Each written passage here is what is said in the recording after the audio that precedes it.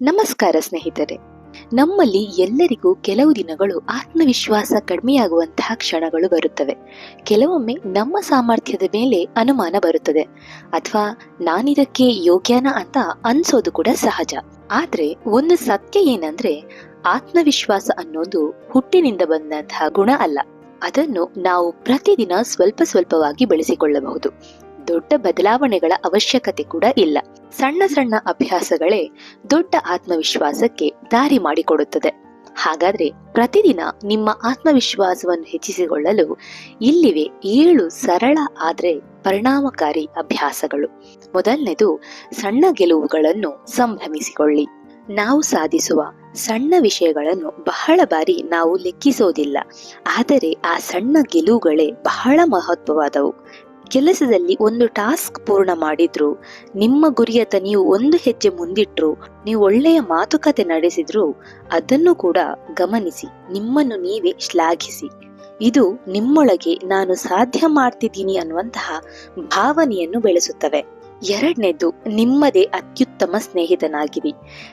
ತಪ್ಪಾದಾಗ ನೀವು ನಿಮ್ಮ ಜೊತೆ ಹೇಗೆ ಮಾತನಾಡ್ತೀರಾ?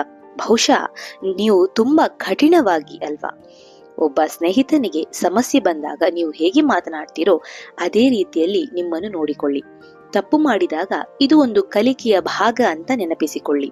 ನಿಮ್ಮನ್ನು ನೀವೇ ದೂಷಿಸಿಕೊಳ್ಬೇಡಿ. ಪಾಸಿಟಿವ್ ಸೆಲ್ಫ್ ಟಾಕ್ ಅಂದ್ರೆ ಪರಿಪೂರ್ಣತೆ ಅಲ್ಲ, ಸ್ವೀಕಾರ ಮಾಡ್ಕೊಳ್ಳೋದು ಮತ್ತೆ ಪ್ರೋತ್ಸಾಹ ಮಾಡ್ಕೊಳ್ಳೋದು. ಇನ್ನು ಮೂರನೇದು, ಮೈಂಡ್ಫುಲ್ನೆಸ್ ಮೂಲಕ ನೀವು ಈ ವರ್ತಮಾನ ಕಾಲದಲ್ಲಿ ಇರಬೇಕು. ಹಿಂದಿನ ತಪ್ಪುಗಳು ಏನೇ ಆಗಿರಬಹುದು, ಅದರ ಚಿಂತೆ, ಇವೆಲ್ಲ ನಿಮ್ಮ ಆತ್ಮವಿಶ್ವಾಸವನ್ನು ನಿಧಾನವಾಗಿ ಕುಗ್ಗಿಸುತ್ತವೆ. ಅದಕ್ಕಾಗಿ ವರ್ತಮಾನ ಕ್ಷಣದಲ್ಲಿ ಇರೋದು ತುಂಬಾನೇ ಮುಖ್ಯ. ಪ್ರತಿದಿನ 5 ನಿಮಿಷಗಳಾದರೂ ಆಳವಾದ ಉಸಿರಾಟ, ಧ್ಯಾನ ಅಥವಾ ಸುತ್ತಮುತ್ತಲನ್ನು ಗಮನಿಸುವಂತ ಅಭ್ಯಾಸವನ್ನು ಮಾಡಿ. ಇದು ಮನಸ್ಸಿಗೆ ಶಾಂತಿ ಕೊಡುತ್ತದೆ ಮತ್ತು ಒಳಗಿನ ಆತ್ಮವಿಶ್ವಾಸವನ್ನು ಮರಳಿ ಜಾಗೃತಗೊಳಿಸುತ್ತದೆ. ಇನ್ನು ನೀವು ನೋಡುವುದನ್ನು ಕೇಳುವುದನ್ನು ಆಯ್ಕೆ ಮಾಡಿಕೊಳ್ಳೋದು. ಸೋಷಿಯಲ್ ಮೀಡಿಯಾ, ಸುದ್ದಿ, ಕೆಲವು ಮಾತುಕತೆಗಳು ನಮ್ಮನ್ನು ಹೋಲಿಕೆ ಮಾಡುವಂತೆ ಮಾಡುತ್ತದೆ.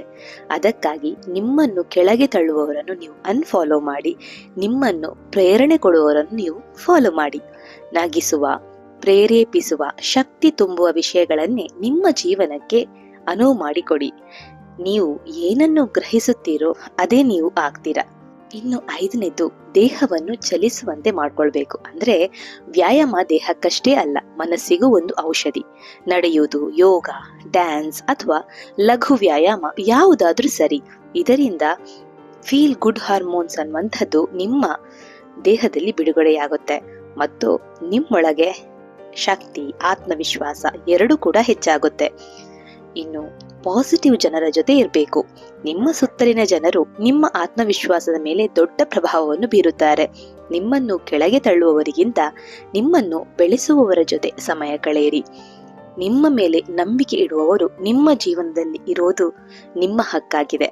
ಇನ್ನು ಕೊನೆಯ ವಿಷಯ ಏನು ಅಂತ ಹೇಳಿದ್ರೆ, ಕೃತಜ್ಞತೆಯನ್ನು ಅಭ್ಯಾಸ ಮಾಡಬೇಕು.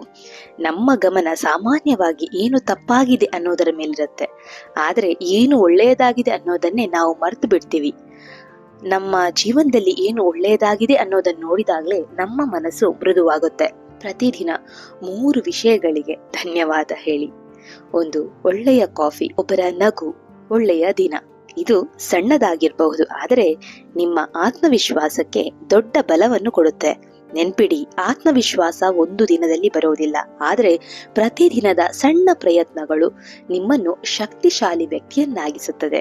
ಇದು ನಿಮಗೆ ಉಪಯೋಗವಾಗಿದ್ರೆ ವೆಲ್ನೆಸ್ ಫ್ಯಾಕ್ಟ್ಸ್ ಕನ್ನಡ ಚಾನೆಲ್ ಅನ್ನು ಸಬ್ಸ್ಕ್ರೈಬ್ ಮಾಡಿ. ಈ ಮಾತುಗಳನ್ನು ಇನ್ನೊಬ್ಬರ ಜೊತೆ ಹಂಚಿಕೊಳ್ಳಿ. ಧನ್ಯವಾದಗಳು ಸ್ನೇಹಿತರೆ.